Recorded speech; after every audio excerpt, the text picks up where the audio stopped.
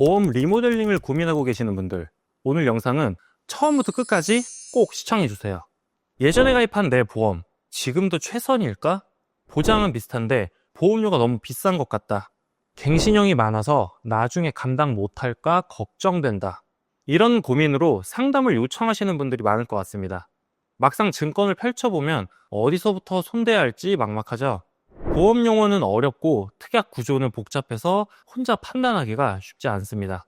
그래서 오늘은 보험 리모델링이 필요한 이유, 무엇부터 어떻게 점검해야 하는지, 그리고 실제 사례를 통해서 어떤 방식으로 바꾸면 좋을지를 차근차근 안내해 드리겠습니다. 시청을 마치시면 내 증권을 스스로 점검하고 우선순위를 정할 수 있는 구체적인 기준을 갖게 되실 겁니다.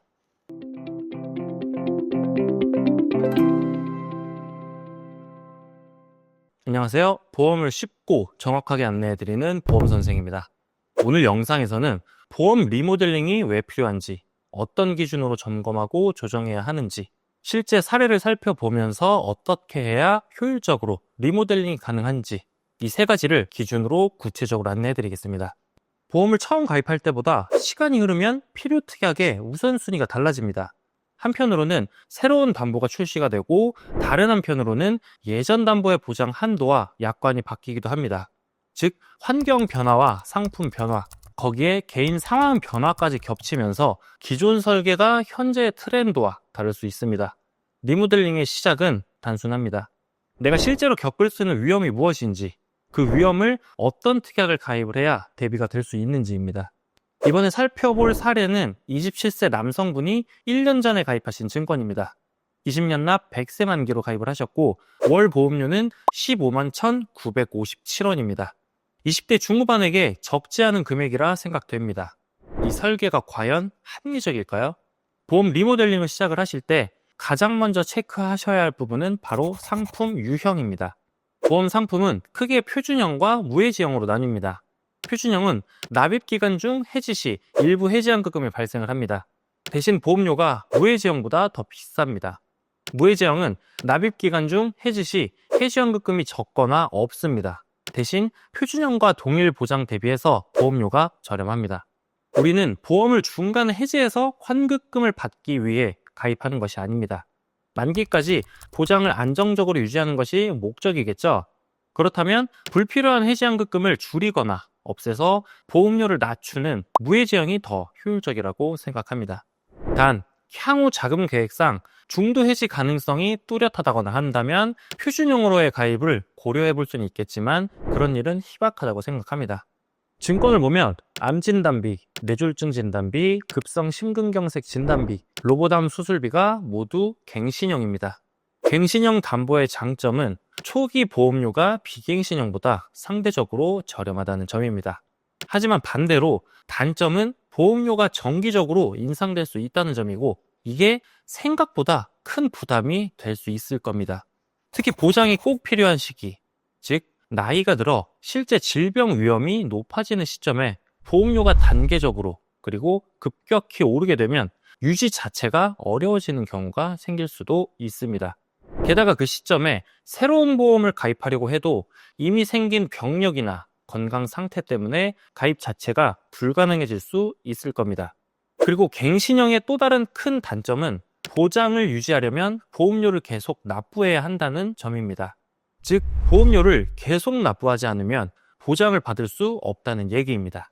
자, 그럼 실제 보험료가 갱신될 때 어떻게 변하는지 한번 살펴보겠습니다.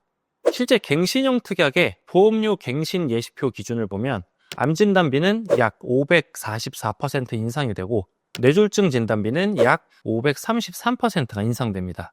급성 심근경색 진단비는 약 434%가 인상이 됩니다. 보시다시피 정말 보험이 필요한 시점이 되었을 때 보험료 부담이 너무 커져서 해지를 고민하시는 경우가 생기실 겁니다. 하지만 해지하려고 해도 이미 병력이 있다면 새로 가입하기도 어렵겠죠. 그래서 저는 특별한 상황인 경우, 예를 들면 고령이신 분들이나 혹은 아이가 성인이 될 때까지만 필요한 보장 목적이라면 갱신형도 나쁘지 않다고 말씀드릴 수 있습니다만 그 외 대부분의 경우에는 비갱신형 상품으로 준비하시는 걸 더 권해드리고 있습니다. 비갱신형은 보험료가 고정되어 있기 때문에 예상치 못한 보험료 부담 없이 끝까지 안정적으로 보장을 유지할 수 있을 겁니다. 리모델링의 목적은 두 가지입니다. 공백의 최소화와 중복의 최소화입니다. 같은 보험료를 납고 하더라도 보장 범위를 더 넓게 가입하시는 게 좋습니다. 가입 내역을 보시면 상해 후유장의 80% 이상과 질병 후유장의 80% 이상이 가입되어 있습니다. 그런데 후유장에는 3에서 100%짜리를 보장을 해주는 가장 넓은 범위의 특약이 있습니다. 이 3에서 100%짜리를 보장을 해주는 특약으로 가입을 하셨다면 80% 이상일 때 보장해주는 후유장의 특약을 가입하실 필요는 없습니다. 결론은 상위 개념의 담보 하나만 가지고 계시면 충분히 보장이 가능하기 때문에 하위 개념의 특약들은 제외해서 보험료를 절약하시는 게 좋습니다. 그리고 현재 암 수술비와 로봇암 수술비 특약이 가입되어 있는데요. 이 자료를 보면 암 진단 후 실제 수술까지 가는 비율이 낮습니다.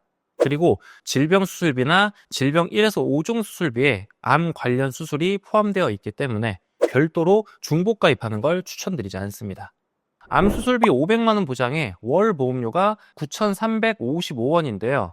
이 보험료를 일반암 진단비나 유사암 진단비 또는 암 주요 치료비로 전환하는 쪽이 아무래도 효율적인 측면에서는 더 낫다고 생각합니다. 현재 가입 내역에서 가장 먼저 눈에 띄는 것은 바로 땡땡대 질병 수술비 특약입니다. 흔히 N대 수술비라고 부르는데요. 이 특약의 가장 큰 단점은 암 수술이나 용종 제거 수술처럼 실제로 청구가 잦은 수술들이 보장 대상에서 제외된다는 점인데요. 보장 범위 역시 앞에 명시된 숫자 개수의 질병 코드만 한정해서 보장을 해주고 있기 때문에 아무래도 보장 범위가 한정적일 수 있습니다. 그래서 저는 이런 N대 수술비보다는 질병 1에서 5종 수술비 특약처럼 더 폭넓게 보장을 하고 실질적인 청구 가능성이 높은 특약으로 구성하시는 걸 추천드립니다. 그래도 보험료 여유가 되신다면 그때 추가로 N대 수술비를 고려해 보시기 바랍니다. 현재 이 가입 내역에는 뇌질환과 심장질환을 보장해주는 진단비는 뇌졸중 진단비와 급성 심근경색 진단비만 구성이 되어 있습니다. 통계에 따르면 가장 많은 환자 수를 보이는 질환은 협심증, 그 다음에 부정맥, 심부전, 그리고 심근경색증 순입니다. 이 고객님 같은 경우에도 현재 가입된 특약으로는 협심증이나 부정맥 같은 상대적으로 발생 가능성이 높은 심장 질환은 보장 대상에 포함되지 않습니다. 이런 경우 정말 아쉽고 억울할 수 있겠죠? 심장 보장이 있다고 생각을 했는데 막상 가장 흔한 심장 질환에는 청구가 안 되는 상황이 되는 겁니다. 2023년 통계에 따르면 뇌혈관 질환 환자 중 가장 많은 비중을 차지하는 건 뇌경색증이고 그 다음이 기타 뇌혈관 질환입니다. 하지만 여기서 중요한 점이 있습니다. 뇌졸중 진단비 특약은 일반적으로 I60, 61, 62, 63, 65, 66 코드까지만 보장을 해줍니다. 즉 I64를 제외한 I60부터 I66까지만 포함이 되고 있고 I64부터 67, 68, 69까지의 뇌질환은 보장에서 제외됩니다. 그래서 이 고객님처럼 뇌졸중 진단비만 가지고 있다면 아쉬운 상황이 발생할 수 있겠죠. 이처럼 객관적인 통계 자료를 통해 실제 발병률을 확인을 해보면 보험의 보장 범위는 되도록 넓게 가져가는 것이 유리하다는 걸 확인할 수 있었습니다. 저희 보험선생팀에 리모델링 상담을 요청을 해주시면 현재 증권을 정밀 진단하고 예산 내에서 유지 가능한 가성비 좋은 최적화 설계를 도와드리고 있습니다. 가입 이후에도 변동사항에 맞춰서 사후 관리까지 꼼꼼하게 챙겨드리겠습니다. 감사합니다. 본 광고는 손해보험 광고심의 기준을 준수하였으며 유효기간은 심의일로부터 1년입니다.